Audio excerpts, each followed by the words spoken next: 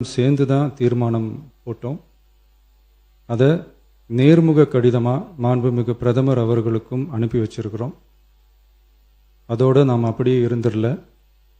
ராஜ்யசபாவில் ஒன்றிய ஜல் சக்தி துறை இணை அமைச்சர் மேகதாது அணை பற்றி முழு விவரங்களை குறிப்பிடலைன்னு தெரிஞ்சதும் காவிரி நடுவர் மன்றத்தின் இறுதி தீர்ப்பு மற்றும் மாண்புமிகு சுப்ரீம் கோர்ட் தீர்ப்பு சம்பந்தமான விதிகள் மற்றும் பத்திகளை கோட் பண்ணி மேகதாது திட்டத்துக்கு எந்த விதமான சட்டபூர்வமான அனுமதியோ நிர்வாக அனுமதியோ வழங்கக்கூடாதுன்னு மாண்புமிகு பிரதமர் அவர்களுக்கு அடுத்த நாளே நேர்முக கடிதம் எழுதினோம்.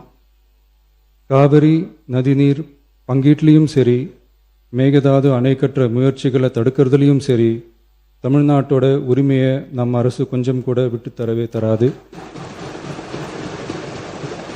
அதுதான் நம்மளோட நிலைப்பாடும். அதே நேரத்தில் கர்நாடகாவில் சில அணைகள் கட்ட ஆரம்பித்ததை பற்றியும் இதே அவையில் 1969 ஒரு விவாதம் நடந்திருக்கு. அப்போது நீர்வளத்துறை அமைச்சராக இருந்தது யார்? அப்போ அணை கட்ட விட்டது ஏன்னு கேட்டு அந்த மாதிரி சீப் பாலிட்டிக்ஸ்லாம் நான் பண்ண விரும்பலை.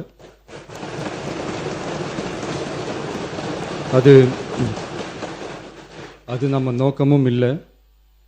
ஏன்னா காவிரி விவகாரத்தை ரொம்ப கவனமாக கையாளணும்.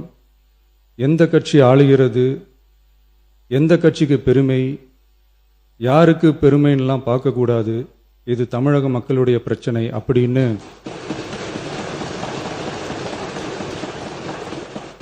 அப்போ இருந்த எதிர்கட்சி தலைவர் திரு திருமன் அவர்கள் சொன்னதை இந்த சபையில் சொல்ல விரும்புகிறேன். காவிரி பிரச்சனையில் சம்பந்தப்பட்ட 2 மாநிலங்களும் ஒன்றிய அரசும் உட்கார்ந்து முடிவெடுக்கணும்னு 1969 இந்த சபையில் பேசியிருக்கிறாங்க. அதுக்கப்புறம் நிலைமை வேறு மாதிரியெல்லாம் போயிடுச்சுன்னும் நம்ம எல்லாருக்குமே தெரிஞ்சது தான்.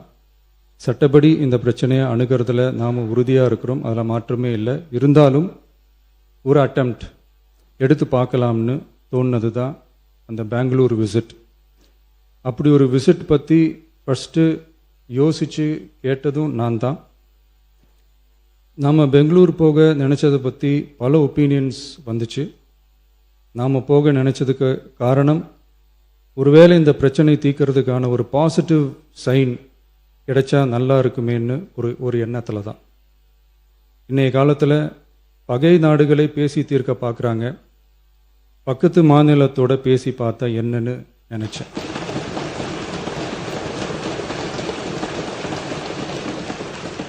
அதனால தான் அப்படி ஒரு அட்டெம்ப்ட் எடுக்க நான் ட்ரை பண்ணோம். ஒருவேளை அந்த அட்டெம்ப்டில் ஒரு அவமானம் நேர்ந்தால் என்ன செய்யன்னு சில பேர் கேட்டாங்க. அப்படி நடந்தால் தமிழ்நாட்டு மக்களுக்காக அதையும் தாங்க தயாராக தான் இருக்கேன்.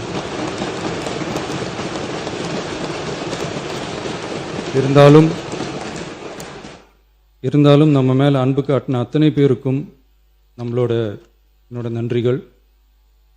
இந்த காவிரி விவகாரம் பற்றி மாண்புமிகு நீர்வளத்துறை அமைச்சர் அவர்கள் உரிய விளக்கம் அளிப்பார்.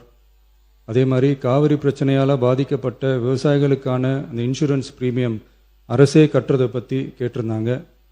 அதுக்கான விரிவான பதிலை மாண்புமிகு விவசாய அமைச்சர் அவர்கள் தருவார்.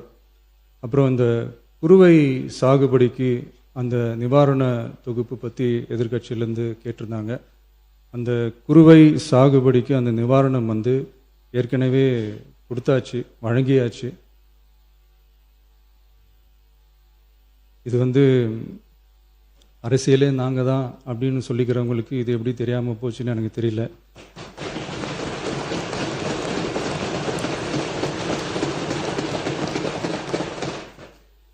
முன்ன பின்ன பேப்பர் படிச்சிருந்தா நாட்டில் என்ன நடக்குதுன்னு தெரிஞ்சிருக்கும்.